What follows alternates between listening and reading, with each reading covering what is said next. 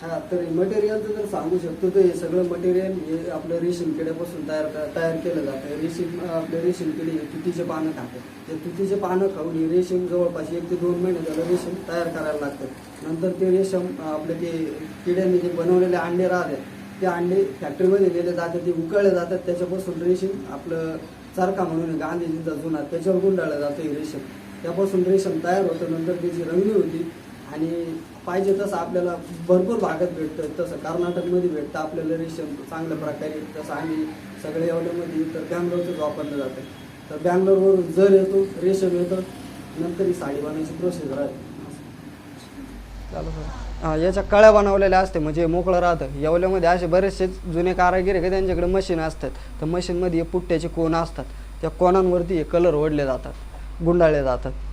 याच्यामध्ये भरपूर कलर आहे. तुम्हाला याच्यामध्ये आता समजा आमच्या भाषेत याला पिस्ता कलर म्हणतात, हिरा म्हणतात किंवा आसमानी, असे 2-3 कलरचे प्रकार. याच्यामध्ये डार्क राहतो किंवा लाईट पण कलर राहतो, असे कलर राहतात. ही पोपटी वगैरे पानांना टाकले जातो, ही गुलाबी वगैरे, ही लोटस, कमळाचं फूल म्हणून लोटस म्हणतात त्याला, हे त्याच्यात वापरले जातो. असे बरेचसेच कलर आहेत, त्यामध्ये हे कलर वापरले जातात. याला आमच्या भाषेत दोटा म्हणतात. हे दोटा असं आहे ते ज्यावेळेस आपण पावडी खालीवरती करतो त्यावेळेस असा प्याला पडला जातो. खालची तार खाली राहते आणि वरची तार वरती राहते, त्यामधून हे दोटं फेकलं जातं. तर हे 5 पदराचं एक पडतण म्हणतात त्याला. ते एक पूर्ण 5 पदर एकत्र केले जातात, त्याचे एक कांडी भरली जाते रेशमची.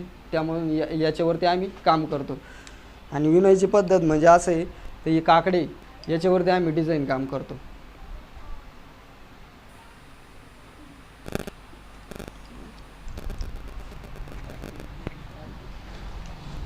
हा तर हे तारपिन, हे तारा वगैरे जर तुटलं, रेशम तुटलं समजा, तर त्यासाठी याचा उपयोग होतो. तर डिझाईनमध्ये असं आहे का, हे आपलं एक कागद आहे, कागदावरूनच ही साडी बनवली जाते.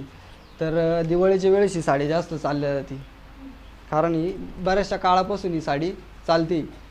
तर दिवाळीच्या वेळेस ही साडी चालल्या जाते. ही साडी जी आहे ही बऱ्याच म्हणजे 10 ते 20 वर्षापासून जुनी साडी. बाकीचे पहिले जे होते ते साध्या साड्या असायचे, म्हणजे नुसत्या धोट्याने कोऱ्या विणलेल्या, त्याच्यावर बुट्टी मुन्या एवढंच असायचं फक्त. नंतर मग परत कला अवगत होत गेली सगळ्यांना. नंतर डिझाईनचं काम शिकले सगळं. तर ही साडी दिवाळीला जास्त वेळ ही विकल्या जाते. स्टॉक जास्त असतो दिवाळीच्या वेळेस. आणि संक्रांतीला ब्लॅक कलर जास्त चालतो. आणि लग्न कार्य वगैरे असं काही जर असलं तर मोर पोपट म्हणून ही डिझाईन विकल्या जाते. असं झालं. याला भीम म्हणतात. याच्यामध्ये रेशम गुंडाळलं जातं. याच्यामध्ये 2 साड्यांचं रेशम राहतं. एक साडीमध्ये समजा आपली एक पूर्ण साडी होती आणि एक ब्लाऊज पीस होतो, त्यामध्ये हे 2 साड्याचं रेशम असतं. तर याला भीम म्हणतात. ही नंतर इथून खेळापट्टीवर येतं. याचे असे भाग पाडले जातात. या भागानंतर हे पुढून इकडं पुढं वही आहे, तात म्हणतात याला. या तातमधून जाऊन पुढं तातफणी स्टीलची, त्या स्टीलच्या तातफणीत हे टाकलं जातं. नंतर पुढं आपल्याला कामासाठी ते उपयोगात येतं. तर त्याच्यामध्ये असं आहे, एक तार खालून असतो आणि एक तार वरून असतो. इकडे जर खालची पावडी जर दाबली तुम्ही तर एक तार वरती होतो आणि एक तार खाली होतो. याला सटल म्हणतात. ज्यावेळेस आपण हे काम करतो, ज्यावेळेस हे ढिल्लं असतं त्यावेळेस हे असं ठोकलं की हे सगळं फिट होतं. त्याच्यानंतर खाली स्केच असते, या स्केचवरती आम्ही काम करतो. एक धागा विणला जातो याच्यावरती. नंतर असं 2 ते 4 इंच दिवसाला काम होतं.